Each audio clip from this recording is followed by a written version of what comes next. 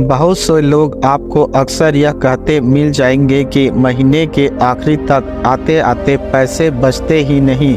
क्या करें कि बचत हो सके, कमाई ही इतनी नहीं कि कुछ पैसा बच सके। दरअसल कमाई कितनी भी हो मगर बचत की आदत नहीं तो आप कभी भी पैसे नहीं बचा पाएंगे। दुनिया के जाने माने अरबपति वॉरेन बफेट भी बचत को निवेश के लिए बड़ा हथियार मानते हैं।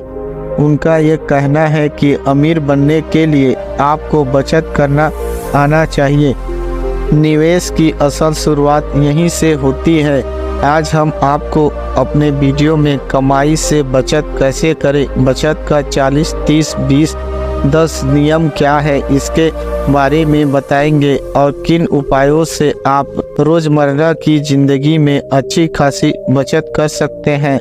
सबसे पहले 40, 30, 20, 10 का नियम समझते हैं जो किसी के लिए भी फायदेमंद साबित हो सकता है। 40% खान पान और रहन सहन पर खर्च करें। 30% बाहर घूमने फिरने फिल्में देखने पर खर्च करें। 20% अपने कर्जों से छुटकारा पाने पर खर्च या बचत करें। 10% अपने फाइनेंशियल गोल को हासिल करने के लिए करें। अब जरा एक और नियम के बारे में भी जान लेते हैं। यह है 30 दिन का नियम जो आपकी बचत में मददगार साबित हो सकता है। अगर आप कोई ऑफर या विज्ञापन देखकर अपने बजट के बजाय अपनी भावनाओं के आधार पर पैसा खर्च करने के बारे में सोच रहे हैं तो यह अतिरिक्त परचेसिंग होगी। अतिरिक्त परचेसिंग खरीदारी आपके बजट को बिगाड़ सकती है। यदि आप बहुत अधिक खर्च करते हैं तो आप पर अधिक कर्ज भी जमा हो सकता है। यहीं पर 30 दिन का बचत नियम काम आता है। अतिरिक्त शॉपिंग से बचने के लिए खुद से कहें कि आप इसके बारे में 30 दिनों के बाद सोचेंगे। कागज पर उस चीज़ का नाम लिखें जिसकी खरीदारी करनी है। आप अगले 30 दिनों तक खरीदारी के बारे में सोचें और विचार करें कि क्या इसकी आपको असल में ज़रूरत है। यदि आपको अभी भी ऐसा लगता है कि आप इसे 30 दिनों के अंत में खरीदना चाहते हैं तो खरीदारी करें। अगर आपने उस चीज़ को भुला दिया तो समझिए कि यह चीज़ आपके लिए अहम नहीं थी, यानी आपने वो पैसे बचा लिए। अब आप अपनी कमाई से बचत करने के कुछ नियम अपना लीजिए, ये जीवन भर काम देगी। पहला, सैलरी आने से पहले ही बनाए खर्चों का बजट। किसी भी व्यक्ति को सैलरी आने से पहले अपना बजट तैयार कर लेना चाहिए। इस बजट में घर का किराया, लोन, राशन और बच्चों की फीस जैसी जरूरी चीज़ों को प्राथमिकता दें।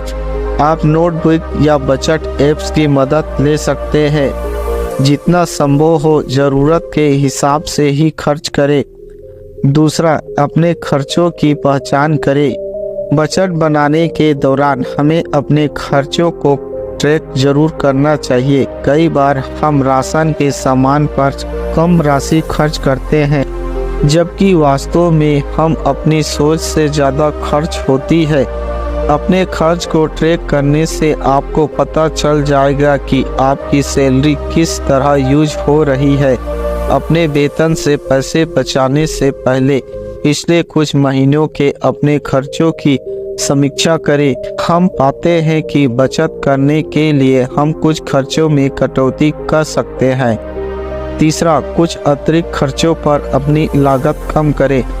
हमारे रहन सहन, खान पान और आने जाने पर भी सबसे अधिक पैसे खर्च होते हैं। ऐसे में इसके लिए भी बजट तैयार करें।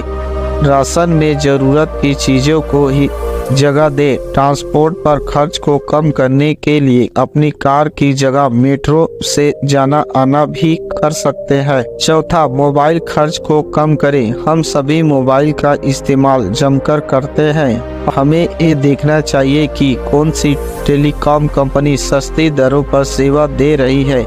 इंटरनेट के लिए भी हम सस्ते प्लान देख सकते हैं। वाईफाई और ब्रॉडबैंड कनेक्शन का भी यूज कर सकते हैं जिससे कम खर्च में ही परिवार के सभी लोग इसका आनंद उठा सकते हैं।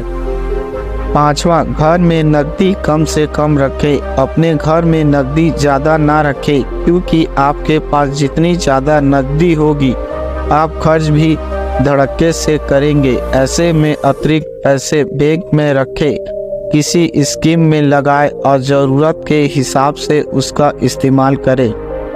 6वां, सैलरी अकाउंट के अलावा सेविंग अकाउंट भी हो। आपका सैलरी अकाउंट तो है ही, इसके अलावा आपको एक सेविंग अकाउंट भी रखना चाहिए। अपनी बचत के पैसे उसी अकाउंट में रखें। अपनी कमाई से हर महीने कितनी बचत करनी है यह सब सेविंग अकाउंट पर डिपेंड करता है। अपने पैसा उसी में रखें। 7वां, असली धन सेहत है। पैसों के चक्कर में इतना भी ना पड़े कि आपकी सेहत ही खराब रहने लगे। कहा भी जाता है कि असली धन सेहत ही है। यह धन ही आपके तन मन को बेहतर करता है, जिससे आप अच्छे फैसले ले सकते हैं। इसके अलावा आपको हेल्थ इंश्योरेंस भी लेना चाहिए।